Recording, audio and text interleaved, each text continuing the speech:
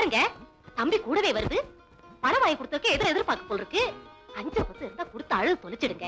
Sir sir, உங்க உதவிக்கு ரொம்ப நன்றிங்க. இந்தாங்க பணம். எதுக்கு சார்? எவ்வளவு கஷ்டப்பட்டிருக்கீங்க. ஏதாவது காபி கீபி சாப்பிடுங்க. நான் அதுக்காக வரல. மாதவியோட அப்பா சாகும்போது கூடவே இருந்தவனா. அவர் கடைசியா என்கிட்ட சொன்ன வார்த்தை என்ன தெரியுமா? என் மகளுடைய கல்யாணத்தை எப்படியாவது நடத்தி வச்சிட சொல்லுப்பாங்கிறதா. உங்களுக்கு இதை ஞாபகப்படுத்துறதுக்காகத்தான், காஃபி சாப்பிடறதுக்காக இல்லை. நீங்க வாங்க. கண்டவன் கூட எல்லாம் நின்னுட்டு குடும்ப நாயத்தை பத்தி பேசிக்கிட்டு போங்க. அதானே. மாதவி, ஜாக்கிரதையா இருங்க. இந்த உலகத்துல யாருமே நம்பாதீங்க. பணம் கிடைச்சிட்டா மனுஷங்களுக்குள்ள இடைவெளி ரொம்ப அதிகமாயிடும். ஏமாந்துடாதீங்க. என்னால இதுதான் சொல்ல முடியும். என்னங்க, நான் சொன்னதுல ஞாபகம் இருக்கா? அப்பா, நான் கேட்டது. இருங்க இருங்க, எல்லாம் எனக்கு தெரியும். இந்தா உன் பங்கப்படி. என்னங்க, எனக்கு 1000 ரூபாய் தானா? இத வச்சுக்கிட்டு ஒரு நகை வாங்க முடியுமா? ஒரு துணி வாங்க முடியுமா? இன்னொரு 1000 ரூபாய் கொடுங்க. அதெல்லாம் ஒண்ணு கிடையாது. அப்பா, எனக்கு 2000 ரூபாய் வேணும் சொல்லிட்டேன். அப்புறம் நடன அரங்கேற்றம் நடக்கவே நடக்காது. இந்த புடிச்சு தொலை. உங்களுக்கே எல்லாத்தையும் பங்கு போட்டு கொடுத்துட்டா என் செலவுக்கு நான் என்ன பண்றது? அவர் என்ன இன்னொரு தடவையா பிறந்து வந்து சம்பாதிச்சு கொடுத்து சாக போறாரு? என் தலை எழுத்து. எனக்கு விதிச்சது 3000 தான்.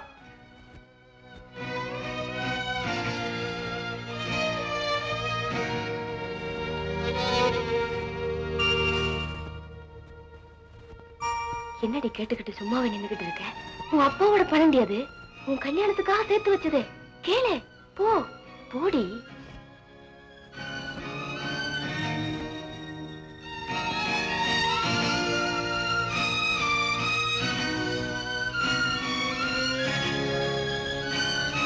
ஏண்டி ஊமையாயிட்ட?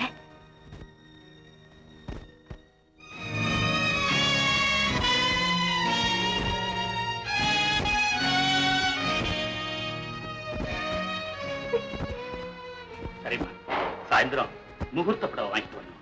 கொஞ்சம் லேட் ஆகும். வரட்டுமாம்மா? வாங்கப்பா, சீக்கிரம் வாங்கப்பா.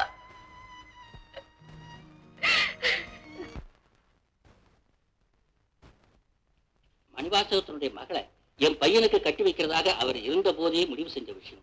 இப்ப அந்த கல்யாண ஏற்பாடுகளை கவனிக்கலாமான்னு கேட்க வந்திருக்கு. இப்போதைக்கெல்லாம் கல்யாணம் பண்ணி வைக்கிறதுக்கு கையில் ஒண்ணும் வசதி இல்லைங்க. பின்னால பாப்போம்.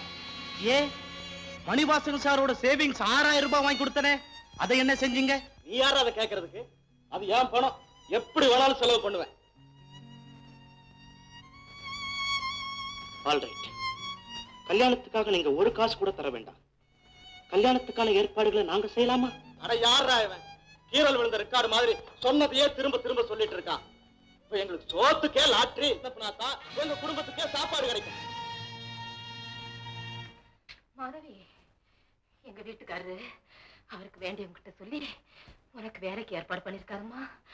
அவங்க வந்திருக்காங்க. நீ போய் உன் சர்டிபிகேட்ல எடுத்துட்டு வாமா.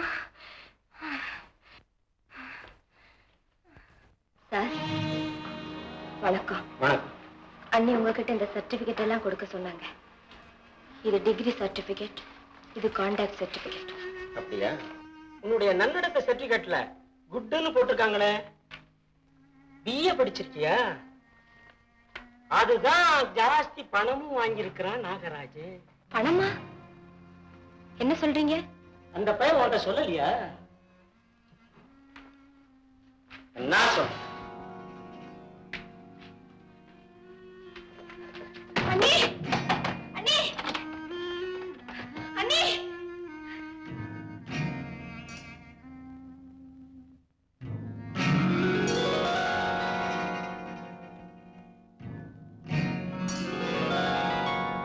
ஏதாச்சும் கெட்ட ஐடியா வச்சிருந்தீங்கன்னா தயவு செஞ்சு அதை மாத்திக்கங்க. அதான் 2 பேருக்குமே நல்லது.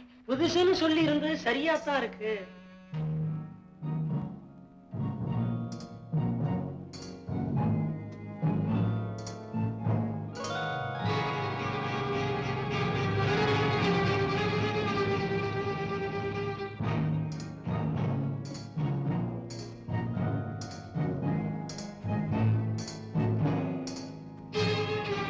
என்னையும் மத்த பொண்ணுங்க மாதிரி நினைச்சுக்காதீங்க.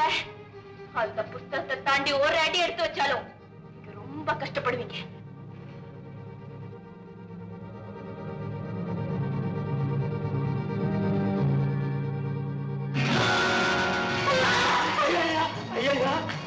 கஷ்டப்படுவீங்கன்னு சொன்னேன்ல. கஷ்டப்படுறே இதெல்லாம் கேளு.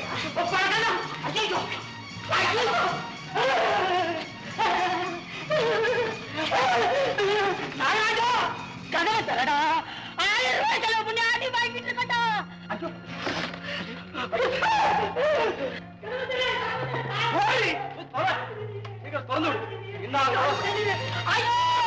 தங்கா.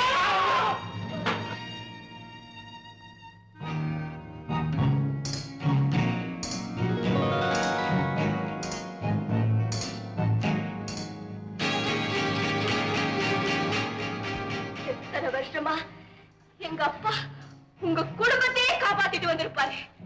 எத்தனை வருஷமா உங்களுக்காக என்னென்ன கஷ்டப்பட்டிருப்பாரு. அதுக்கா கல்யாணம் பண்ணி வைக்க முடியாத ஏழைகளா இருக்கலாம்.